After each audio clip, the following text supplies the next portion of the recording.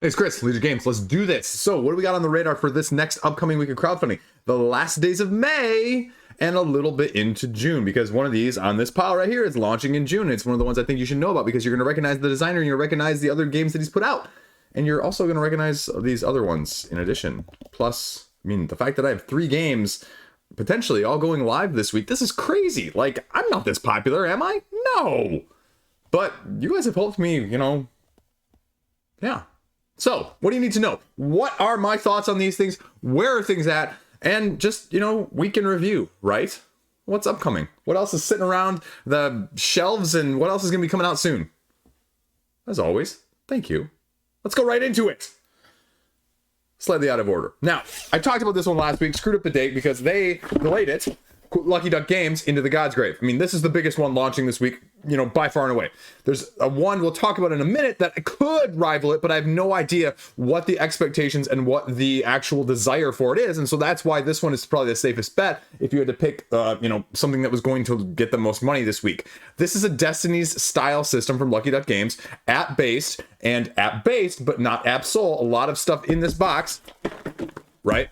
That you're going to have component-wise. But this is a cooperative Dark Quarter-esque vibe as well. So it's sort of taking the two systems and merging them into one. So, really intriguing.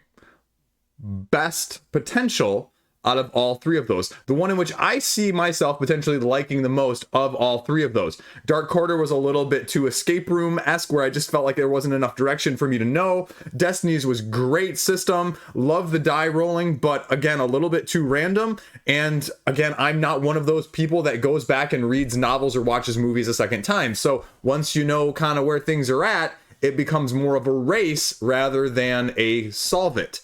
And this one is taking aspects of both of those, putting it in a cooperative shell, and you know me and I love cooperative games. And I am not one of those people that will disdain or stay away from a game for the fact that it has an app. I'm completely app friendly. Now, I like some app, I don't like solely app, and so we'll see what this one does. And again, I think this one's going to have probably a few expansions that are going to go thrown along the way as well. I think they're probably going to have at least 1 or 2, just like they did with Destiny's and Dark Quarter. So, yeah, they put out a relatively decent value, although I think with Dark Quarter they had more deluxifications than with Destiny's, although both had an equal amount of them overall in terms of you could pay extra and get more. So that was the main reason. And some of the other expansions came out significantly later at the retail side of things. So that's number 1 launching this week on the 30th. Second one up here, this is going to surprise you. This is probably my favorite abstract game that I have played so far this year.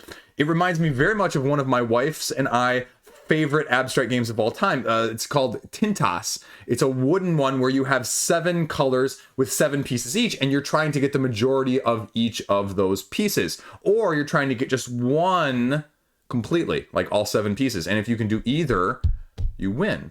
But the 7 of one trumps the majority of the 7. So in that case, if you have the majority of 4 or 5 of them, but the other person gets a streak of 7 of all the colors, then, you still beat them. But this one is going to be very similar. It has just this very interesting vibe here of color matching, but you each take a color that is laid down on the baseboard itself, and you're either light or dark, and you draw or potentially draft, because there's several variants to allow you for more control, which I actually preferred, to put these pieces down, and they have to be touching other pieces of the same type once they're down in the first place. Taking a little bit from one of my other favorite 2-player games, where once a color is down, you can't lay it anywhere else. So where you lay the color down really strategically matters. And it's just simple, it's straightforward. You play it a couple times in a half an hour, and I'm really impressed with the cleverness of it. And this is one that I really see myself going back to as someone who is looking for something along these lines where you can rotate between Tintas, Hive, Tak, those fast playing but deeper elemental, in terms of strategy games. And I love the idea of this. Just fantastic. I'll have a review out separately of this one as well. Speaking of things though, launching actually later in the week on the 1st, Biohack. Now, you may have heard of this one, you may not have, but you've heard of the designer. Previous campaigns you may recognize. Now, he was associated with Atlas, Rise of the Lost Sovereigns, but the other games designed are the ones you're more familiar with that were also on crowdfunding, the more recent Ostia, but then also Aqua Garden, which just came back onto crowdfunding last year with more expansion content, both of which raising hundreds of thousands of dollars. So this is going to be no different, and this is a mythological hacking game where you are creating creatures in order to win, to gain reputation as a mad scientist. Maybe not mad, but as a scientist, right? Asymmetric abilities, different DNA you're going to be gathering. As you unlock these creatures, you're going to get more abilities and experiments for beneficial effects going on. And it's after a designated number of rounds, which is really cool. Or if someone gets 7 creatures. So, I mean, again, with other worker placement games, drag on, a little bit of that. But that's sort of a nice thing. So that's what I'm doing this weekend. Playing this one so I can give you more info. So I'll have a video, hopefully at least by the day of launch, if not sooner, because yeah, I want to play it more. So that's the other one that's going to be up. Now, the fourth one that's going to be on your radar, and this is the one where I could see the funding being anywhere over the place, right? Triton Noir put out an Assassin's Creed game. Triton Noir is also the one known for V Commandos and that stealth-based dungeon crawl-esque style of system, right? Well, they're getting a new Assassin's Creed, and it's setting place in the jungle. And what I mean by that is they're going to an area that has not been done previously by any of the actual Assassin's Creed's video games, which is a new departure. All the other stuff had been previously based off of the video game side of things. This is the Khmer Empire in the 16th century, and you're just going to the jungles in that area of never explored, as it says, by the video game license. Environment, enemies, weapons, equipment, all created from scratch. So, I mean, high risk, high reward, right? Open world system, they say as well. This has been relatively well received. At the same time, when people talk about dungeon crawls, when people talk about this style of game, I don't ever see this one mentioned as well. It's got a freaking 8.5 rating on Board Game Geek, even though it's only got 700 ratings, but it's one of those ones I could see going either way. Do you really like the IP? This one was relatively expensive last time as well on crowdfunding. So, I mean, you're talking easy triple digits. The question is just how much of the other stuff is going to be previously available now. And then, you know, do you need V Commandos and do you need this? Do you need one or the other? Do you need both? Are they really both applicable? Is this going to be a 2.0 version? It doesn't say that it's necessarily standalone, but I'm assuming that it's going to be. So we're going to see what all that entails. But again, it's miniature heavy, so you know what to expect there. And you know there's going to be a crowd really from the crowdfunding side of things that's going to be looking at it as well. One last one here, and I've been monitoring this one on the periphery. I didn't get lucky enough to be chosen for reviewing this one, but this one is really up my ilk because it's by Seppi Yoon. The other game that I previously covered on crowdfunding from him in the name of Mouse, Cheese, Cat, Cucumber. If you remember that one, if you're a long-time subscriber, you do. But this one is going to be Conquest Princess, right? Fashion is power. And I'm going to go, it's going to be more in line with, say, like, Puzzle Strike 2 behind me in terms of the vibe and the theme and the aesthetic, but don't let that fool you. Again, that was my number 2 game of 2022 right there. And so don't let aesthetic fool you because gameplay is king. And this is going to be sort of a building situation in terms of your decks, and you're going to be taking your agents. And again, it gives me sort of a deck building aspect with meets maybe the loop style of things, this fantasy sci-fi-esque princess battling as an agent of Tiara, the temporal intergalactic armed response agency to fight off mecha monsters and the dreaded Mugaga. So take that for what you will. Move, shoot, engage, asymmetric powers, asymmetric abilities, upgrades, use it before you run out of timeline. So it's over on GameFound as well. This one doesn't have a ton of followers, but this is up my ilk, right? I like the style of things, and I could see this one being my sleeper hit of the week right now. So I don't know. Yeah, we'll see. If you're really interested, Board Game Co. already has a video up, so I'll be checking that out probably after this video is recorded. So take that for what you will. But those are the ones, again, nothing like over the top. But I'll tell you right now, as someone who has played this one and is going to be playing more of this one, like, these are games that are going to get some serious tread and serious action that are going to be completely overlooked. And that's not even to say this one, right? And so, I mean, this is nothing going to be breaking 7 digits with any of these. Well, maybe into the Godsgrave, depending on that, and depending on what Assassin's Creed actually does, because I'm not sure how widely appealing that IP is anymore. But, you know, this is by Medias Design. This did Mini Express, the railway game that I wasn't a huge fan of, just because, again, I can't do those games up here. It was a great game, I just can't do it. This is a great game. If you're looking for an abstract, if you're an abstract junkie, you need to be checking this one out. Seriously, no doubt. If you like any of Lucky Duck's previous games, you're going to like this one better.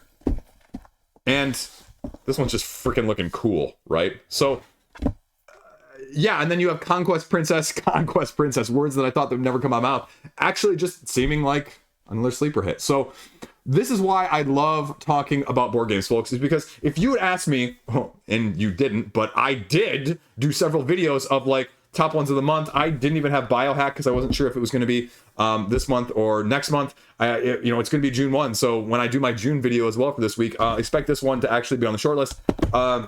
Etariya here doesn't really have, I think, a firm launch date again because they canceled because there was an issue with them putting the shipping costs into the pledge levels and they had to redo that and they couldn't cancel it mid-campaign, so they had to cancel the whole project. But this one supposedly sometime before the end of the month, designer emailing back and forth. I don't think I ever got a firm date, but that's okay because again, you just need to be aware of it and I'll cover it when it comes out so you can just watch my channel and get more information. And then Into the Godsgrave, I mean, again, it's, right? So this is why I love doing these videos, because this stuff never fails to surprise me, excite me. And you know what? Sometimes you just need stuff like this because you're going to play this 10 times in the time you can play any one of these other ones. And I love that freaking thing. So there you go. That's the upcoming this week. And June's kind of all over the place. I'm not really sure what to expect of June right now in the terms of the upcoming crowdfunding. That's kind of a problem for future me, but I know just off the top of my head, AEG is doing the triple expansion thing. Space Base and War Chest both getting expansions. Holy forkin' balls, Batman. Like, those are two games that are never leaving my collection. And this War Chest one with like a stealth aspect really looks more to my appeal than either of the other expansions, even though I have... Do I have both of them? I don't know. I maybe have both of them. See, you can't even keep track when your collection gets this big. Space Base, adding just more stuff. My wife really didn't like the other Shy Pluto expansion because it just added too much junk and too many different mechanics. This is just adding more stuff in terms of just more of the basic stuff. And so this is probably going to be at some point a must-have for my collection as well. And then you have Stalker from Awakened Realms. I just emailed them today to see if I could get a copy of one of those prototypes. I'm probably too late. They're probably all shipped out, but that's my type of game as well. So I'm going to be covering that in some way, shape, or form. And then you have Ice from the makers of Founders. And then you also have some Stroganoff and not beef, but Stroganoff in terms of expansions for that game as well. And then I believe the Scarface 1920 is also getting expansion this month in addition. So we're going to see where else this goes. Oh, yeah, Invention of Ideas, the next Lacerda. So if you want to know more details about any of those games, instead of me just randomly listing off titles, subscribe because, in a couple of days I'll have that video out as well because I need to do my research this weekend so I can talk to you more intelligently about them because that's what I try and do on this channel, even though I'm not very good at it. Doesn't stop me from trying, right? Boom! Self-burn. What else is going on? Not a whole lot else. I mean, I have some stuff I need to get played this weekend. Play some of this. And I've got a few other things. The Genshin Impact game from Brother Ming. That's going to be hitting the table. Brother Wise games. I have Castles by the Sea here. That's probably going to get played a little bit too.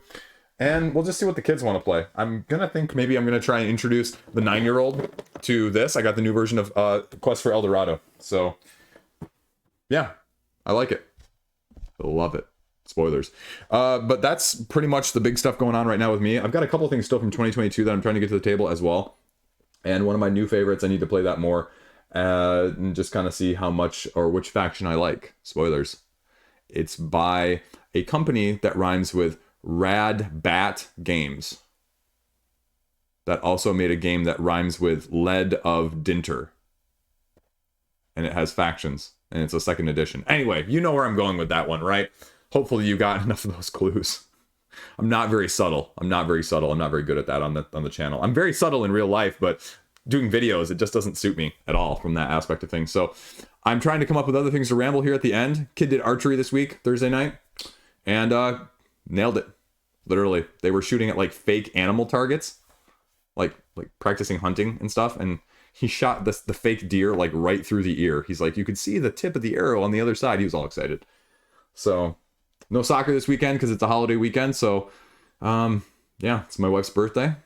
This is a busy month for us as a whole, right? Mother's Day, like a week later, it's our anniversary, and a week later, it's my wife's birthday. So like boom, boom, boom. We're not doing anything special though. So that's all I got. That's all I got. It's a great time, great video. Not great video. Great. Thanks for watching. Thanks for supporting. Let me know more of what you want to see. You guys tuned the heck in this past week, so I really appreciate that. Means a lot. Means a lot. It means, whenever I film one of these videos, I go, every single time, folks, people gonna watch this? Someone's gonna discover that I'm just an imposter faking, talking about like I know about games in the first place, right? Like, oh my gosh, Liege Games exposed. He knows nothing. Like, I'm just waiting for that like expose to come out of nowhere, right?